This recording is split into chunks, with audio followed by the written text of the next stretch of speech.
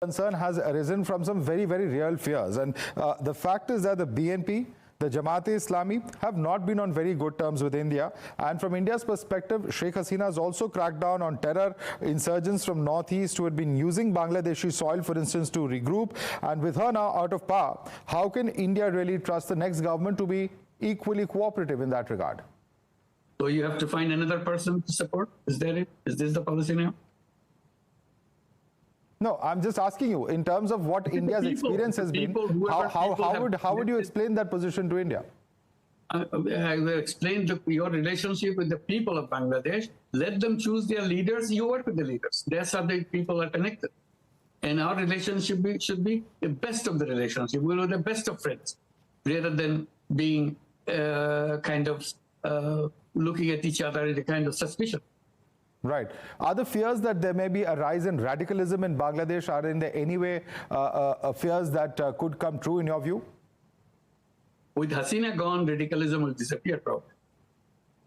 All right. She encouraged the radicalism to encourage India to support her. Okay, that's your perspective, certainly. But I must also ask you, Sheikh Hasina's government had also charge sheeted you on various charges. Would you say that these were merely political cases, because there have been graft allegations, etc., that have been leveled? Even as far as recently as February this year, the anti-graft agency there in Bangladesh had charge sheeted you on a fresh corruption charge in a case for violating labor laws.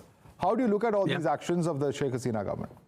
I have denied all those charges. These are fake charges just to harass me, because I am #1 enemy for her all her life. So she continues to harass me in every possible way. This is only expression of one.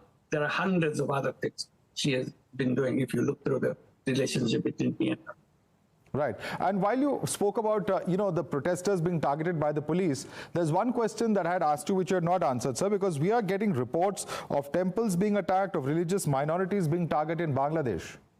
Yeah, this is again something Hasina feeds you so that you can get attracted to us in a negative way. So this is her.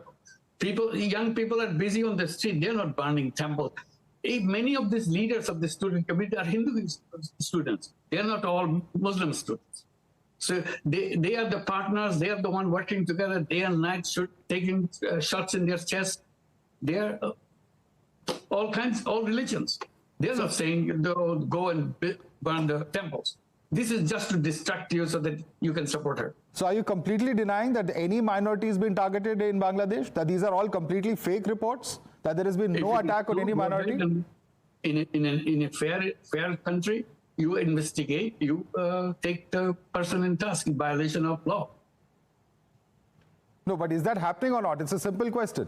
I'm an expert. I don't follow those things.